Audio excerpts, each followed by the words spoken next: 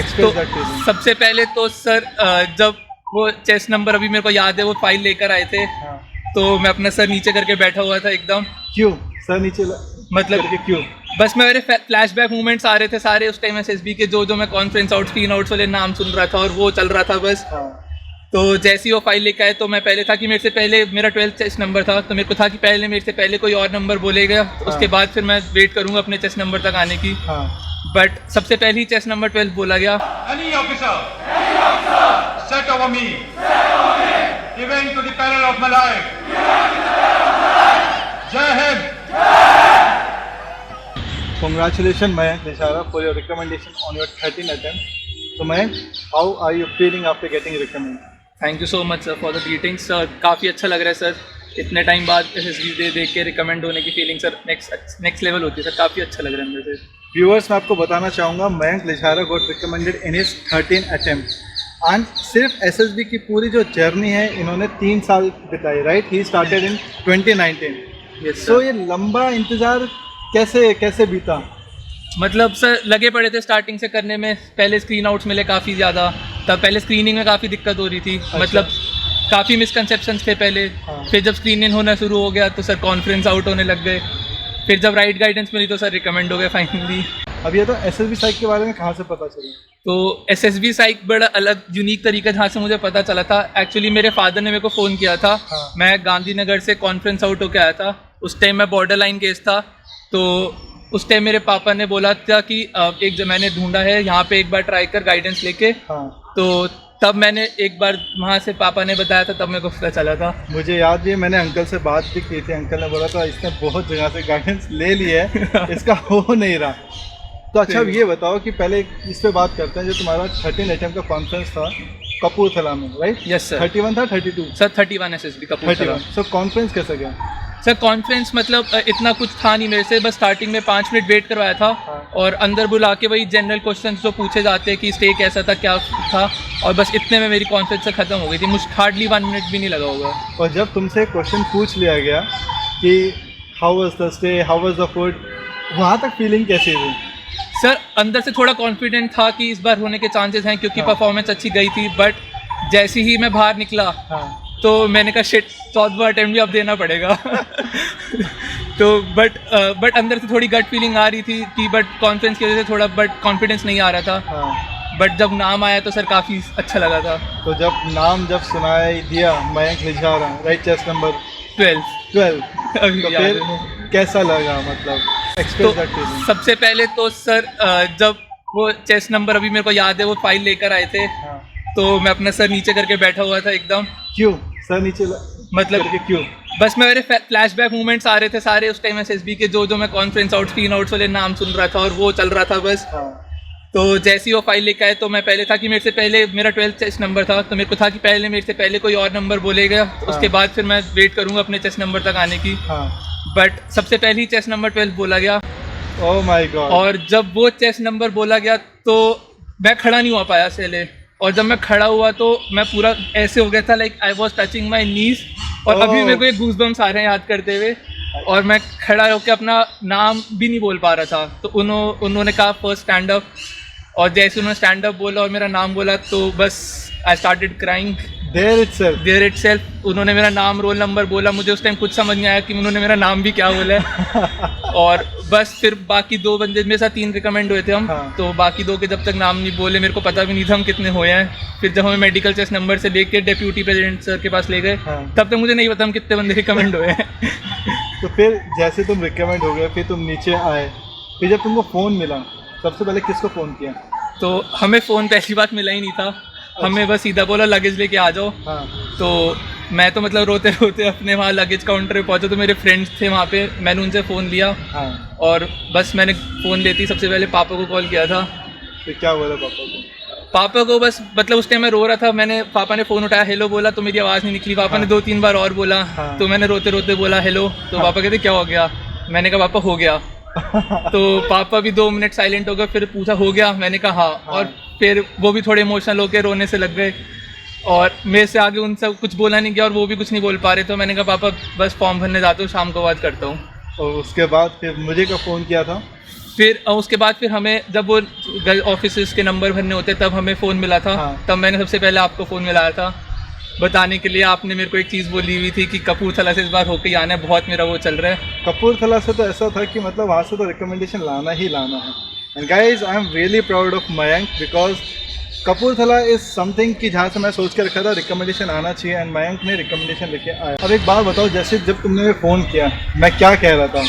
कुछ नहीं, मैंने सर याद है मेरे को, मैं वो रूम में बैठा हुआ था जहाँ पे हमें इंटरव्यू के लिए वेट कराते हैं, वहाँ से मैंने आपको फ़ोन मिलाया हाँ। और मैंने कहा सर, मैंने कहा कपूरथला का पूरा कर दिया।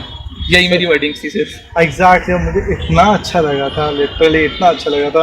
व्यूवर्स मैं आपको ये बताना चाहता हूँ कि एट दी एंड मुझे बस यही चाहिए होता है कि मुझे बस ये सुनने को मिले, सर रिकमेंड हो गया, दैट्स इट, नथिंग एल्स। उतना मेरे लिए काफ़ी है। तो अब एक काम करते हैं, क्योंकि मुझे पता है कि बहुत सारे मेरे व्यूअर्स हैं, उन्होंने मुझसे बोला था कि मयंक का इंटरव्यू ज़रूर लेना and your interview special because right 13 attempt. बहुत सारे रिपीटर्स हैं यहाँ पे, राइट, बहुत सारे रिपीटर्स हैं जो बहुत जगह से तैयारी कर रहे हैं बट उनका सिलेक्शन नहीं हो पा रहा। अब वो ये जानना चाहते हैं कि मयंक को ऐसी क्या जड़ी बूटी मिल गई कि वो सिलेक्ट हो गए। तो जड़ी बूटी क्या है मयंक? जड़ी बूटी कुछ नहीं है, एक बस करेक्ट गाइडेंस होती है जो एसएसबी का तरीका बता सके कि उनको एसएसबी में चाहिए क्या। गाइडेंस पहले मैंने भी ली थी और जगह से, बट मेरे को वो नहीं पता था कि उनको एसएसबी में क्या चाहिए। जैसे ही मेरे को ये पता चला उनको एसएसबी में क्या चाहिए, मैं रिकमेंड हो गया एकदम से। मतलब एक बार बॉर्डर लाइन था और दूसरी बार में फिर मैं रिकमेंड हो गया था।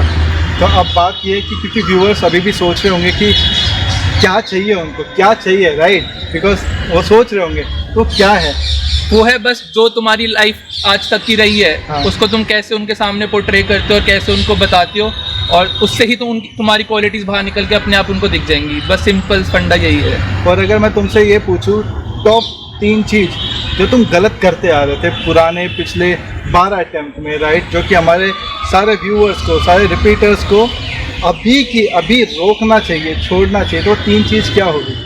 सर सबसे पहले तो होती है रिकमेंडेशन की डेस्परेशन। जैसी रिकमेंडेशन की डेस्परेशन रुकेगी, परफॉर्मेंस अपने आप इम्प्रूव होनी स्टार्ट हो जाएगी।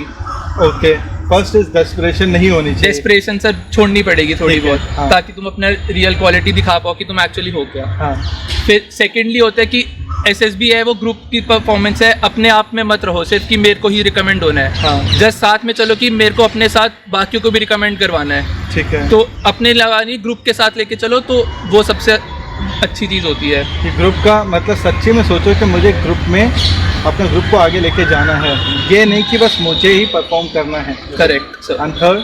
सर थर्ड ये है कि जब तुम जो भी परफॉर्मेंस दे रहे हो उसमें एकदम कॉन्फिडेंटली रहो और नर्वसनेस थोड़ी भूल के रहो।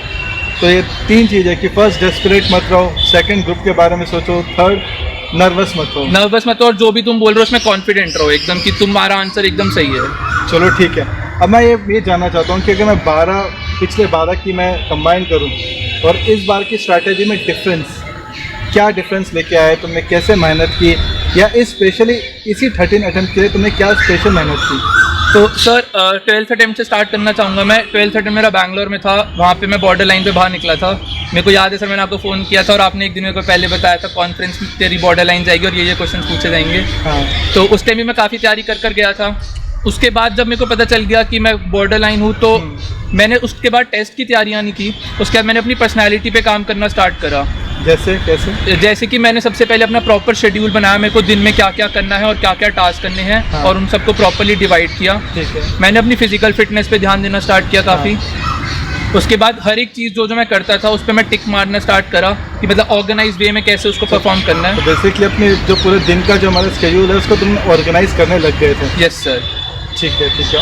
और उसके बाद मतलब जो भी मैं करता था, मैं चाहे उसको 10 मिनट के लिए करूं, बट मैं फुल डेडिकेशन के साथ कर रहा था। उस टाइम मैं ना फ़ोन देख रहा था, ना मैं कुछ मम्मी पापा के पास या घर में किसी दोस्त किसी से बात नहीं कर रहा होता था। हाँ। वो मेरा और वो सिर्फ एसएसबी का टाइम होता था और किसी के साथ टाइम नहीं होता था वो। तो वो डेडिकेशन के साथ, मतलब क्वालिटी के साथ और अपना आपको प्रॉपर ऑर्गेनाइज करने के लिए बस मैंने 13th अटेम्प्ट और 12th अटेम्प्ट के बीच में सिर्फ इतना ही करा था। ओके। अब जैसे कि अब मुझे ये बताओ कि जब साइकोलॉजी, राइट, क्योंकि साइकोलॉजी एक ऐसा पोर्शन है जहाँ पे मैक्सिमम लोगों को लगता है कि उनका साइक पार्ट वीक है, राइट। तुम्हारा साइक पार्ट वीक था या नहीं था? सर साइक पार्ट मेरा पहले बहुत वीक था। अच्छा, क्या तुमने साइकोलॉजी के ऊपर कैसे कमांड की? सर जो आपने क्लासेस में गाइडेंस दी थी कि कैसे कैसे स्टोरीज लिखनी होती है, कौन क्या क्या स्टेप्स होते हैं, कि कैसे एक्शंस लिखने हैं, एक ऑर्गेनाइज वे में लिखो स्टोरी को हमेशा, और प्रॉपर उसकी एक्शंस के साथ लिखो।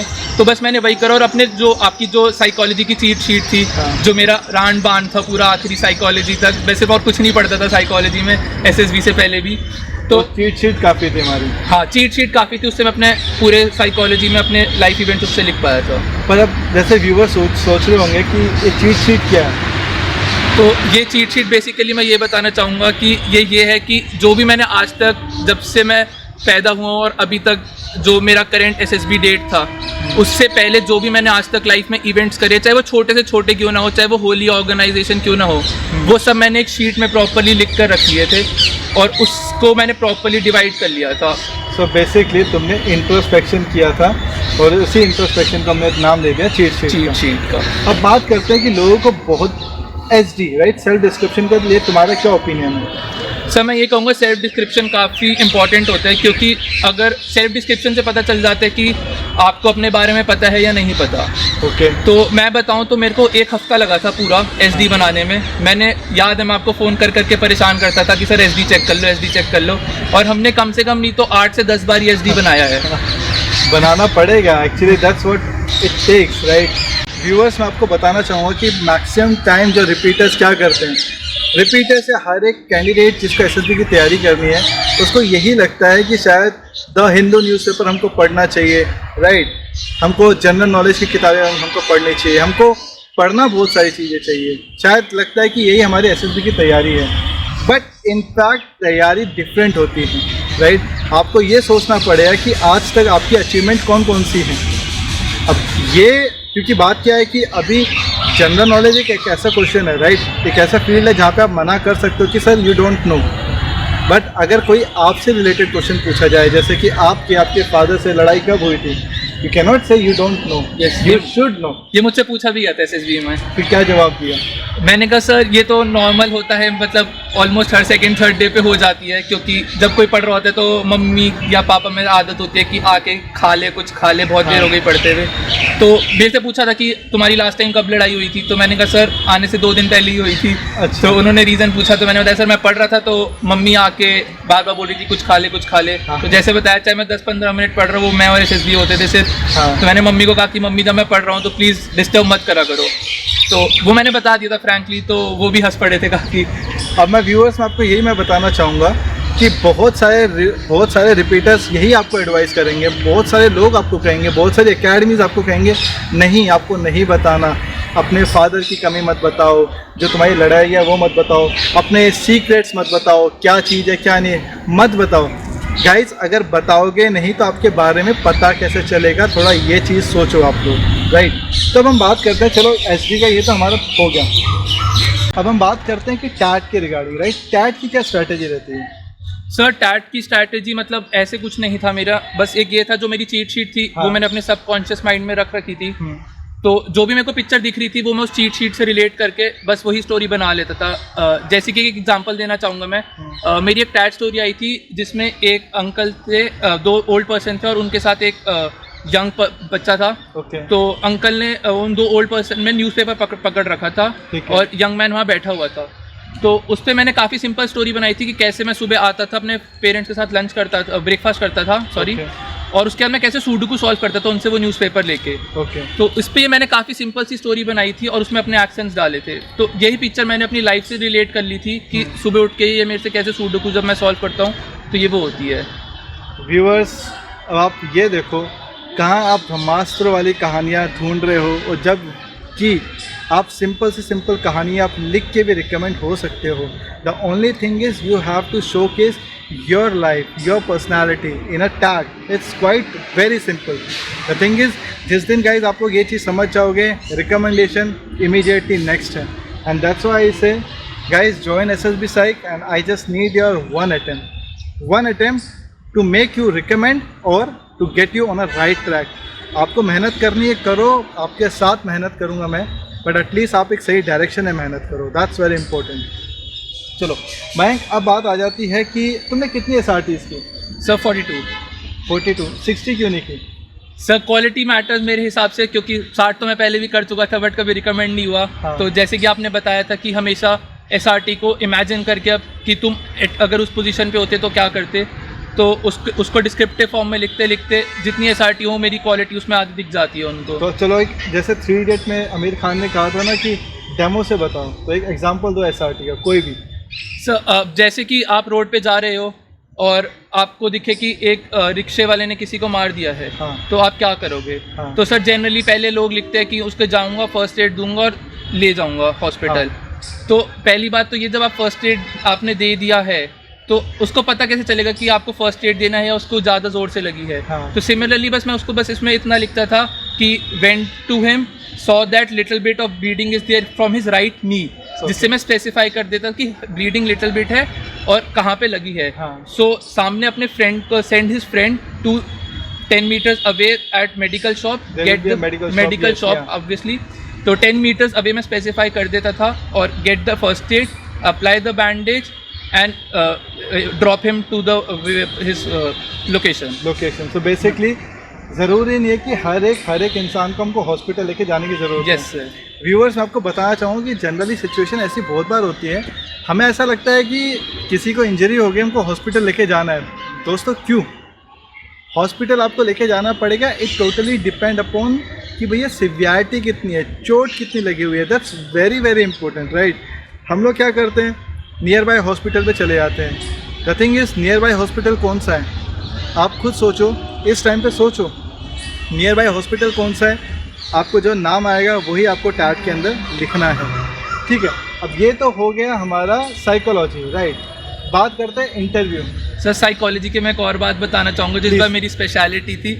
जैसे ही मेरा साइकोलॉजी टेस्ट खत्म हुआ था, मैंने SD ख़त्म करा और मैंने बुकलेट बंद करी थी, मेरा सबसे पहला रिस्पॉन्स था साइकोलॉजी क्लियर्ड। मतलब मुझे लिखते ही पता चल गया था कि मेरा साइकोलॉजी पक्का क्लियर हो रहा है। That's great, that's great, that's great। तो मतलब ये एक बार जब हम आंसर्स लिखते हैं और जो स्टोरीज वगैरह बनती हैं तो खुद को भी आइडिया लग जाता है कि कहाँ गलत है कहाँ सही है, हम कैसा कर रहे हैं बेसिकली परफॉर्मेंस। व्यूअर्स, मैं इसी पे ना बहुत एक इम्पोर्टेंट मैं बात बताना चाहूँगा कि SSB हमारा पूरे इंडिया का सबसे ईजी एग्ज़ाम है। सोचो, आप बोलोगे सर कैसी बात कर रहे हो? The only thing is guys, psychology एक ऐसा टेस्ट है, क्वेश्चन पेपर पूरा ओपन है। पिक्चर्स तुमको पता है कौन कौन से आने वाली है, SRTs हमको पता है कौन कौन से आने वाली है, SD के क्वेश्चंस हमको पता है, वैट के वर्ड्स सही है। व्यूअर्स, गलती बस एक है, जो पेपर आपको इंडिविजुअल बैठ के करना है उस पेपर को आप सॉल्व करने की कोशिश कर रहे हो ग्रुप में, ये बहुत बड़ी गलती है। आप रिस्पॉन्स लिखते हो, इमीडिएटली यू नीड कि कोई इसको एनालाइज करे, कोई बताए सही गलत, नहीं कोई दूसरा नहीं बताएगा, ये तुमको ही सोचना पड़ेगा। बिकॉज इंडिविजुअल टेस्ट है गाइस, ग्रुप में करोगे परफेक्ट रिस्पॉन्स बनाने की कोशिश करोगे गाइस, परफेक्ट रिस्पॉन्स कभी एग्जिस्ट करते ही नहीं है, आप समझो इस बात को। चलो, मैं एक पॉइंट बहुत इंपॉर्टेंट बताऊंगा but at the end of the interview. तब हम बात करते हैं अपने SSB के इंटरव्यू की। कैसा गया इस बार कपूरथला का इंटरव्यू, कितनी देर चला? सर मेरा इंटरव्यू लगभग 1 घंटा चला था। हाँ। और मतलब उन्होंने मेरी लाइफ की एक एक चीज़ खोल ली थी अच्छे से, मतलब एक एक चीज़ उन्होंने मेरे से निकलवा ली थी बाहर, और मैंने भी इस बार पूरा फ्रैंकली आंसर दिया, कोई चीज़ छुपाई नहीं, एकदम हाँ। सब बोला, और काफ़ी अच्छा इंटरव्यू था। और लास्ट में मेरे को अभी भी याद है, जब मेरा इंटरव्यू ख़त्म हुआ था तो मेरा इंटरव्यू कमांडेंट सर ने लिया था और उन्होंने मुझसे बोला था लास्ट में इंटरव्यू जब मेरा ख़त्म हुआ था कि I hope you have done well in other task also. तो वो काफ़ी अच्छी फीलिंग आई थी कि पहली बार ऐसा इंटरव्यू में ही आपको पता चल जाए कि आपका इंटरव्यू सही में काफ़ी अच्छा गया है। Great man. अब ये बताओ कि बहुत सारे लोग इंटरव्यू की तैयारी कैसे की तुमने? सबसे पहले इम्पोर्टेंट ये, राइट, क्योंकि आई कैन अंडरस्टैंड कि जब मेरे रिकमेंडेशन से पहले इंटरव्यू में जाने से पहले आई वाज हेल्थ प्रेशराइज, क्यों नहीं पता, बट आई एम नर्वस, क्यों नहीं पता। बट तुमने तैयारी कैसे की इंटरव्यू की? तो सर इंटरव्यू की इस बार मेरी तैयारी 12th और 13th अटेम्प्ट की काफ़ी अलग थी जब से मैंने SSB साइक ज्वाइन करा उसके बाद से। सबसे पहले तो सर मैंने अपना PIQ एकदम अच्छे से तैयार किया, और PIQ मैं कहूँगा कि मेरे को PIQ ही तैयार करने में कम से कम 1.5 से 2 हफ्ते लगे थे पूरे अच्छे से। दोस्तों, जो काम आप 5 मिनट में कर देते हो, मयंक ने उसमें 1.5-2 हफ्ते लिए हैं। सोचो इसके बारे में, बिल्कुल सोचो। तो फिर उस PIQ को मैंने मतलब एकदम A to Z मेरे को PIQ अपना पता था कि मैंने कहाँ पर क्या लिखा हुआ है। इतने PIQs मैंने मतलब भर दिए थे। मैं 15-20 PIQ प्रिंट आउट निकाल के लाया था और वो भी ख़त्म हो गए थे, और फिर मैंने और मंगवाए थे फ़ोन कर कि और प्रिंट आउट भेज दो उसके। तो वो उसके बाद भी मैंने और भरे थे, मुझे याद है पहली बार, क्योंकि मैंने 15 निकलवाए थे कितने में हो जाएगा, बट वो नहीं हुआ था। इतनी गलती कर रहे थे तो? इतनी गलती थी, और इतना मेरे को मतलब था कि जो भी मैं लिखूंगा इस बार एकदम ऑर्गेनाइज और परफेक्ट होना चाहिए। फिर उस PIQ को बैठा मैं, और उस PIQ के टॉप लेफ्ट कॉर्नर से लेके बॉटम राइट कॉर्नर तक जितने क्वेश्चंस मेरे से खुद से बन सकते थे मैंने वो खुद बनाए।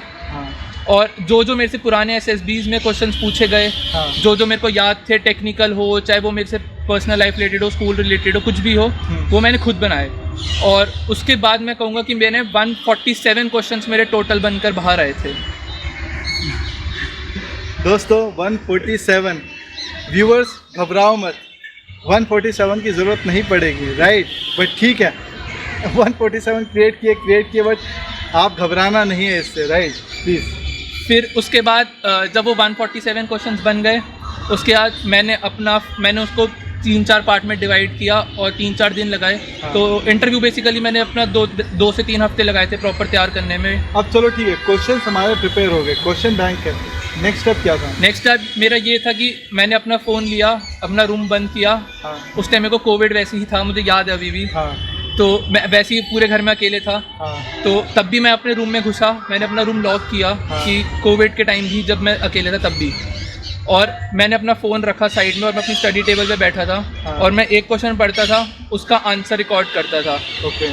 और अगर मैं उस आंसर से खुद सेटिस्फाई हो रहा था तो मैं उस पर टिक लगा देता था। अगर मेरे को लगता था कि इसमें इम्प्रूवमेंट की ज़रूरत है तो फिर उस पर सर्कल लगाता था। तो That's great। मयंक, मैं यहीं पे एक चीज़ रोकूंगा। व्यूअर्स, मैं आपको बताना चाहता हूँ कि जब मेरा पहले रिकमेंडेशन से पहले मैंने भी ऐसी एक एक्टिविटी की थी। मैं एक चीज़ सोचता था कि obviously I am gonna give an answer, right? तो पहले ये तो मैं देखूँ कि इंटरव्यू ऑफिसर को सुन के लगेगा कैसे। तो मैंने अपना मोबाइल पिक किया, एक वॉइस रिकॉर्डर होता है, ऑन किया और मैंने अपना आंसर बोलने लगा। और जब मैंने अपने पहली बार अपना आंसर दिया, आई वाज लाइक, मैं अपने आप को ही नहीं सेलेक्ट करूंगा, मेरे भी वो क्यों सेलेक्ट करेगा? मेरे भी यही था। एग्जैक्टली। तो ताकि तब पता चला ना कि एग्जैक्टली गड़बड़ कहाँ पे है। गड़बड़ इंग्लिश में नहीं थी, जीके में नहीं है, टेक्निकल नॉलेज में नहीं है। गड़बड़ ये थी, एक बार खुद को देखो तो ज़रा कि इंटरव्यू ऑफिसर को क्या देखना पड़ रहा है। Then only you will get to know कि इम्प्रूवमेंट करनी कहाँ पे। फिर जब ये मेरे 2 पार्ट में सेग्रीगेट हो गया, फिर जो मेरे आंसर सही थे वो मैंने अपने वापस करके सुने। और उस पे जो मैं सुनकर खुद को क्रॉस क्वेश्चन कर सकता था, मतलब जो इंटरव्यू मुझसे पूछ सकता था, मैंने वो क्रॉस क्वेश्चनिंग खुद अपने आप लिखी और फिर उनको आंसर करा।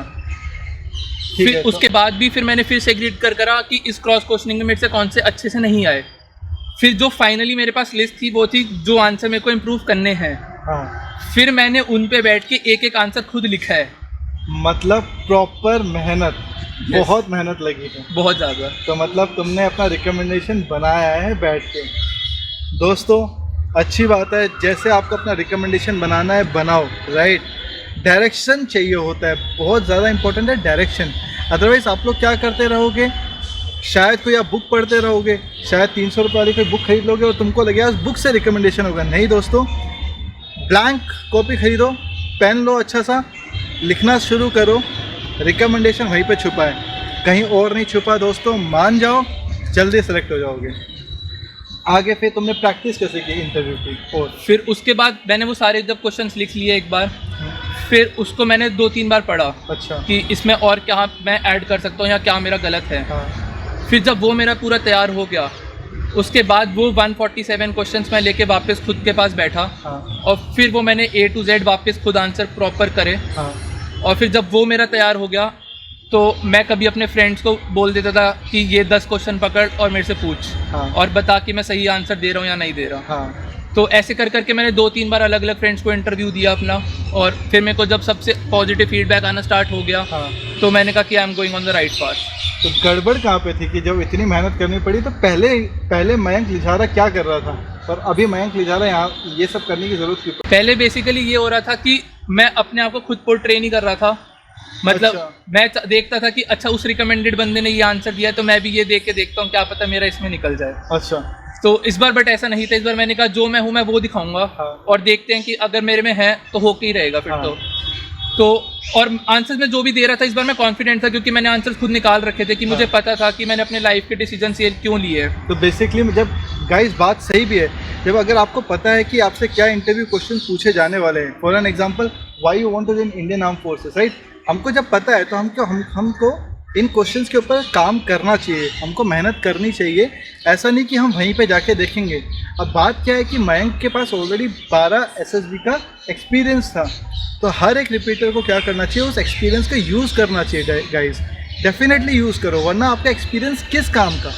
तो वही एक्सपीरियंस मयंक ने यूज़ किया है और इसलिए इतनी प्रैक्टिस की। या कंटिन्यू मयंक। तो उसके बाद मतलब इस बार मैं इतना कॉन्फिडेंट हो गया था कि वो भी जो भी मेरे से लाइफ से रिलेटेड क्वेश्चन आएंगे हाँ। तो वो मेरे को पता था कि ये मेरा आंसर सही है। और जैसे कि आप बोलते थे कि बस उनको तुम्हारी लाइफ से रिलेटेड चाहिए, भले ही तुम्हें जीके ना आती हो। हाँ। तो मेरा ऐसा नहीं था कि मेरी जीके एकदम बेकार थी, मतलब इट वाज एवरेज। हाँ। बट मेरे को अपने बारे में A to Z पता था कि मेरी लाइफ का क्या डिसीजन क्यों लिया गया है। ठीक है, ठीक है। तो जो भी मेरे से क्वेश्चन आए मैंने अपने एकदम परफेक्ट आंसर्स दिए थे मेरे हिसाब से, और एग्जाम्पल के साथ उनको समझाया था। हाँ। कि ये सब डिसीजंस लाइफ में क्यों लिए गए। ओके। इवन दो मेरे कॉलेज की परफॉर्मेंस बीच में डिग्रेड हुई थी। हाँ। तो वो भी क्वेश्चन उठा था। तो सबसे पहले इस बार जो था जो भी मतलब मेरा आंसर्स मैं दे रहा था हाँ। मैं उसमें प्रिटी श्योर था और Okay. कॉन्फिडेंट था, क्योंकि मैंने अपने बारे में पूरा इंट्रोस्पेक्ट कर लिया था अच्छे से। Exactly. कि मैंने लाइफ के जो आज तक के डिसीजंस लिए हैं वो क्यों लिए ये हैं, लिए हैं, क्या क्या फैक्टर्स थे, सब मेरे को पता था। हाँ। इवन दो मैंने टेंथ के बाद साइंस क्यों लिया और जो मेरा कॉलेज था वही क्यों ज्वाइन करा, हाँ। इन सब की भी मेरे पास प्रॉपर रीजंस थे। दैट्स गुड, वो हमको करना भी चाहिए। तो वो रीजंस के साथ मैं गया था इस बार और कॉन्फिडेंट था अपनी लाइफ के बारे में। और जैसे कि आपने कहा था कि अपने बारे में पता होना चाहिए बस। हाँ। तो इस बार मेरा बस यही था कि मैं अपने बारे में पूरा जान के गया था। हाँ। जीके मेरी ठीक थी, इतनी बुरी भी नहीं थी, एवरेज कहूँगा मैं। हाँ। बट मैं अपनी लाइफ के बारे में पूरा अच्छे से कॉन्फिडेंट था कि जो भी मेरे आंसर्स हैं वो मेरे हिसाब से एकदम परफेक्ट है और मेरे को पता है कि मैंने सही डिसीजंस लाइफ के लिए हुए हैं। वेरी गुड मैम, एकदम सही। गाइस मैं आपको बताना चाहूँगा कि इंटरव्यू की जो आपको तैयारी है आपको बिल्कुल करना चाहिए, आपको सेल्फ एनालिसिस करना चाहिए। रिकॉर्डिंग करो, राइट, रिकॉर्डिंग करो, वॉइस रिकॉर्ड करो या किसी और को इंटरव्यू दो। इस टाइम पे जैसे एसएसबी साइकिल में क्या करता हूँ गाइस, जैसे हमारा टोटल 25 डेज़ का जो हमारा पूरा प्रोग्राम है हमारा, जिसके अंदर 7 डेज़ इंटरव्यू चलता है। दोस्तों थिंक 7 डेज़ इंटरव्यू, जिसके अंदर हर एक दिन तुम्हारा इंटरव्यू चलेगा। रीज़न क्या है दोस्तों? रीज़न यही है क्योंकि द थिंग इज़ कि जो आप गलती शायद एसएसबी में जाके करो, वो मैं गलती आपको अभी यहीं पे करवाता हूँ, ताकि एक गलती आप एक बार करोगे, 2 बार करोगे, 3 बार करोगे, 4 बार करोगे, 6, 7, 8 बार नहीं करोगे। आपको कॉन्फिडेंस आ जाएगा, राइट। आपके इतने सारे इंटरव्यूज़ कंडक्ट होंगे कि आप में जो गलतियाँ हैं वो कम बहुत करने लग जाओगे, ताकि अगर वहाँ पे अगर आप इंटरव्यू में अटको भी तो एक अच्छे क्वेश्चन पे अटको, ना कि हम कहाँ से आए हैं, हमारे में क्या क्वालिटीज़ है जो हमको इम्प्रूव करनी चाहिए, ये सारी चीज़ें।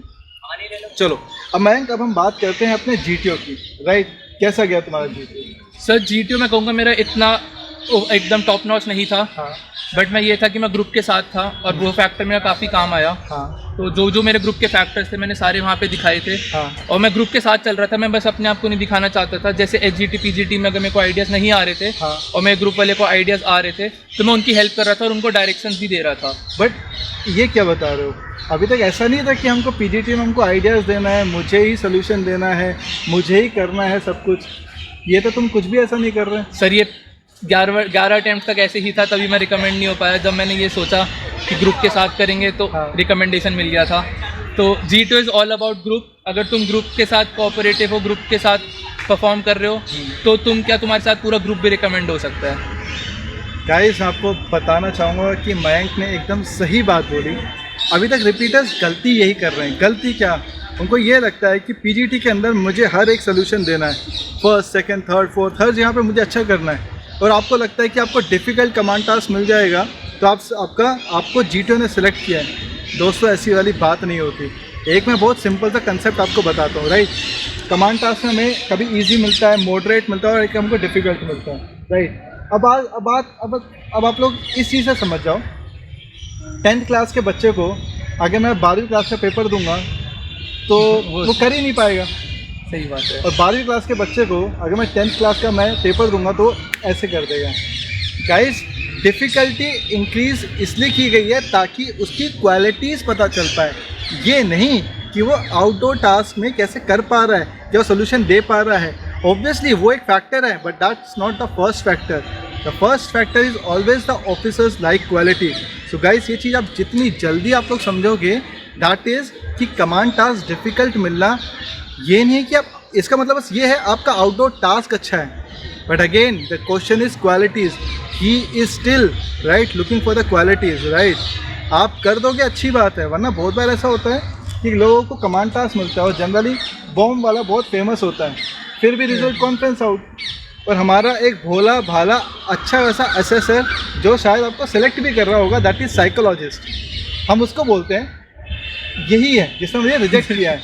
बट एक्चुअली आपका रिजेक्शन गाइस बहुत जगह पे हो रहा होता है, क्योंकि मेरे पास हमेशा यही कॉल आता है, सर मुझे साइकोलॉजी इंप्रूव करनी है। मैं उसको ये बोलता हूँ, एक बार कंप्लीट कोर्स में आ, you will get to know क्या क्या इम्प्रूव करना है। चलो अब हम बात करते हैं कि जीटीओ की हम बात कर रहे थे, आउटडोर टास्क के अलावा ग्रुप डिस्कशन, जीपीई, इसमें कैसे आपने परफॉर्म किया और क्या स्ट्रैटेजी थी? सर जीडी से स्टार्ट करना चाहूँगा क्योंकि हमारा फर्स्ट टास्क जीडी ही होता है जीटीओ में। तो जीडी से जब हम स्टार्ट हुआ तो मेरा बस एक ही था कि जो भी मैं अपने पॉइंट्स दूंगा, हाँ, वो मैं तभी दूंगा जब पूरे ग्रुप में कोई और नहीं बोल रहा होगा, और वो खुद बनाना पड़ रहा था। तो मैंने 4-5 पॉइंट्स बोले और वो हमेशा तभी बोले जब पूरे ग्रुप में किसी और ने, कोई और नहीं बोल रहा था। मतलब मैं ही बोलूँगा, अगर कोई और बोल रहा है तब आप क्या करते हो? सर या तो मैं उसको बोलने देता था कि वो अपना पॉइंट पहले कंप्लीट कर ले और फिर मैं बोलूँगा, या फिर अगर मैं बोल रहा होता था और वो बीच में काटने की कोशिश करता था तो बस मैं उससे कहता था कि just let me complete my point in 2 seconds, then you can also give your point. Our strategy. तो वो हमारी स्ट्रैटेजी बिल्कुल इम्प्लीमेंट हो रही है, बिल्कुल हो रही है। दोस्तों स्ट्रैटेजी आपको जाननी है, जॉइन एसएसबी साइक, right.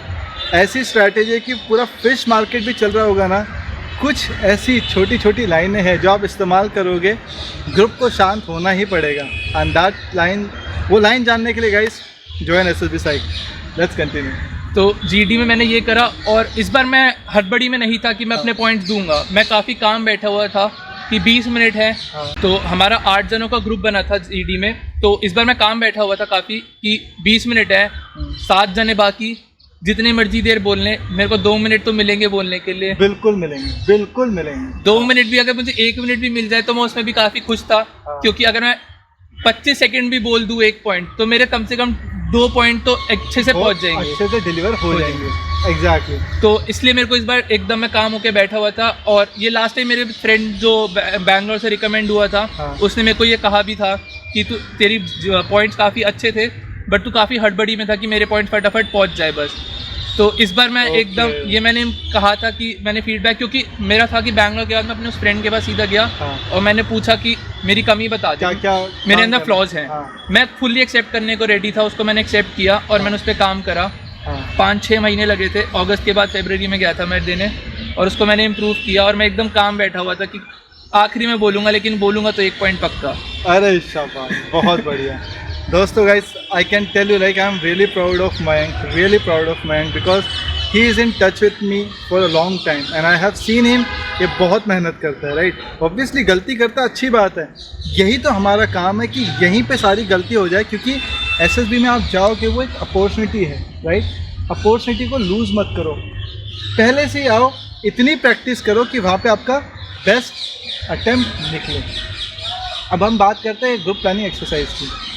Group planning exercise sir इस बार काफ़ी इजी आई थी हमारे ग्रुप की, तो उसमें इतना मतलब फिश मार्केट बना नहीं, सबके प्रायोरिटी सबकी अच्छे से बन गई थी एकदम, उसी में सब फ्लो में जा रहे थे। बट टाइम डिस्टेंस वापस वही पॉइंट आ रहा था, कोई ढंग से नहीं बता पा रहा था। और मैंने वहीं पे बस खेला था कि मैंने टाइम और डिस्टेंस के साथ, वो कोई डिस्कशन नहीं कर रहा था कि वो क्या होगा, बस मैंने इतना बोला था कि टाइम डिस्टेंस को कंसिडर करके, और 2-3 टाइम डिस्टेंस बता दिए थे। और एक जगह और था कि हम किसी मेरे को पॉइंट एग्जैक्टली याद नहीं आ रहा, वहाँ पे वो हम स्किप कर रहे थे कि हम वहाँ पे कुछ हमें सामान लेना था।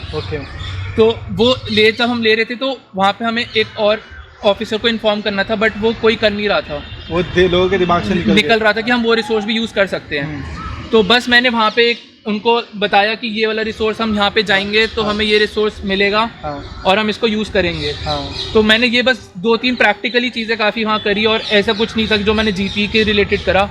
जो प्रैक्टिकली लाइफ में वहाँ पे हम रिसोर्स यूज़ करते हैं, हाँ। मैंने बस वो रिसोर्सेज यूज़ करके और टाइम डिस्टेंस करके जीपी का डिस्कशन किया था। अब मैं एक और क्वेश्चन, बहुत सारे लोग सोचते हैं कि यार एसएसबी साइक ऑफलाइन तो है नहीं, ऑनलाइन आउटडोर टास्क करवाता कैसे है? तो कैसे कर मतलब टेल मी राइट कि आज से आपने बाकी यहाँ से गाइडेंस ली राइट, एंड जो हमारे यहाँ पे जो गाइडेंस चल रही है राइट, तो उसमें तुमको कैसा लगा right? Tell about your experience. तो मैं यही कहूँगा कि एसएसबी साइक जब मैं आया तो मेरे को एसएसबी के कंसेप्ट पता चले थे। एसएसबी के बारे में तो सब जानते हैं, बट जीटीओ में कैसे फिजिक्स लगती है वो कंसेप्ट की, ये सब काफ़ी आसान होता है, हमने 9-10 में पढ़ा हुआ है, बट उसको इम्प्लीमेंट कैसे करके वहाँ दिखाना है मुझे ये एग्जैक्टली तब पता चल गया था। तो बस मैंने नॉर्मली जाके वही करा, और मैंने कमांड टास्क वगैरह सब में ऐसे ही परफॉर्म करा वो लगाकर, और मेरा जीटीओ काफ़ी सही गया। चलो ठीक है। हाँ, और अब बात करें जैसे कि अगर still the question is remaining, SSB psych कैसे करवाता है आउटडोर टास्क? तो एसएसबी साइक आपको ऑनलाइन फिगर से समझाएगा कि इसमें कैसे करना है, कंसेप्ट समझाएगा, क्योंकि आपको एसएसबी के लिए उनको दिमाग चाहिए और कुछ नहीं। अगर आप मेंटली स्ट्रांग हो तो दैट्स वेरी गुड, आपको पक्का रिकमेंड करेंगे। तो बस वो आपको कंसेप्ट समझाए, वो कंसेप्ट हमने ग्रास किए, और वो जाके वहीं पे हमने ऑनलाइन समझ के पूरा कंसेप्ट को, वो फिजिक्स को हमने वहाँ पे लगा दिया था प्रैक्टिकली। ओके, सो व्यूअर्स मैं आपको बताना चाहूँ कि जैसे बहुत बार जब ये क्वेश्चन पूछा जाता है कि सर आउटडोर टास्क हमको चाहिए, सर हमको प्लैंक उठाना है। आई कैन अंडरस्टैंड गाइस, आपको प्लैंक उठाना है, बट एक चीज़ मैं बता देता हूँ कि एट एसएसबी साइक जब आप जीटीओ के आउटडोर टास्क करने लगोगे, इनफैक्ट अब जो फ्रेशर मेरे पास आएगा, he is much better than any recommended candidate.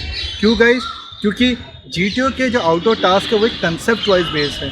मैंने कलरफुल फिगर्स बना के रखे हैं, एंड एग्जैक्टली हमारा जो कंसेप्ट आता है बेस एंड हिंज का राइट। आप जब आओगे, in fact a fresher can get recommend, and in fact मैं ऐसा बहुत बार हुआ है कि पूरे बैच के अंदर एक कैंडिडेट रिकमेंड हुआ है, वो फ्रेशर ही है, और वो एसएसबी साइक का हुआ है, और उसने यही चीज़ बोली, सर जो आपने करवाया आराम से हुआ। Yes sir, exact. So guys, ये दिमाग से निकाल दो कि हमेशा हमको ग्राउंड चाहिए राइट। और अगर आपको सेलेक्ट होना है राइट, ज्वाइन एसएसबी साइक, इसलिए क्योंकि मैं चाहता हूँ आप मेहनत करो तो एक सही डायरेक्शन में करो। अब मैं कब इसकी बात करते हैं कि अब एसएसबी साइक में राइट किस तरीके से तुम्हें हेल्प किया, कहाँ पे तुम्हारी हेल्प की?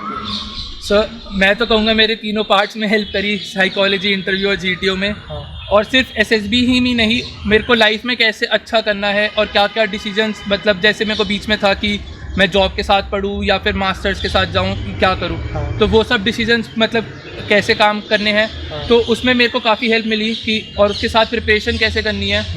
तो अपार्ट फ्रॉम एसएसबी मेरे को लाइफ का जो पाथ होता है, कैसे चलना है, वो भी एसएसबी साइक से मिला है। तो बेसिकली ओवरऑल डेवलपमेंट हुई है एकदम। That's great. अब मैं मयंक में ये पूछना चाहता हूँ कि अब जैसे हमारे बहुत सारे फ्रेशर्स हैं राइट, जैसे जो 10th में है, 11th में है, 12th में है, वो मुझसे बहुत बार एडवाइस मांगते हैं सर कि मुझे एसएसबी में के लिए हमको क्या करना चाहिए। So what do you think right, what you will suggest to our like students who are in school right now?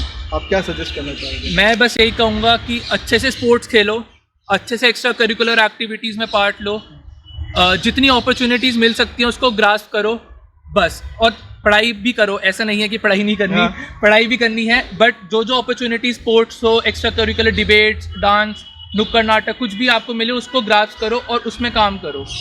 ये सब क्यों? माँ बाप तो हमारे कहते हैं बेटा पढ़ाई करो। अगर आपको अपनी पर्सनैलिटी बनानी है और आपको लोगों के सामने स्टैंड करना है, हाँ। तो पढ़ाई के अलावा आपको बाकी चीज़ें भी करनी है ताकि आप ओवरऑल डेवलप हो सको।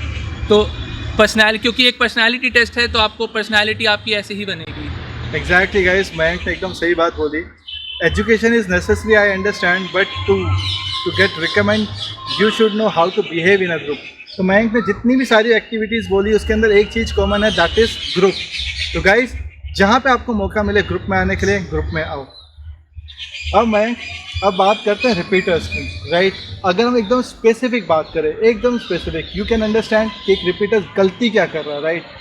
2-4 पॉइंट अच्छे से बताओ कि ये करना बंद कर दो, ये सारी चीज़ें मिथ हैं, क्या करना चाहिए बता डालो सारा। तो रिपीटर्स तो सबसे पहले यही होता है कि एक डेस्परेशन होती है कि रिकमेंड होना ही होना है इस अटेम्प्ट में। हाँ। मेरे में भी थी, 12 अटेम्प्ट तक थी।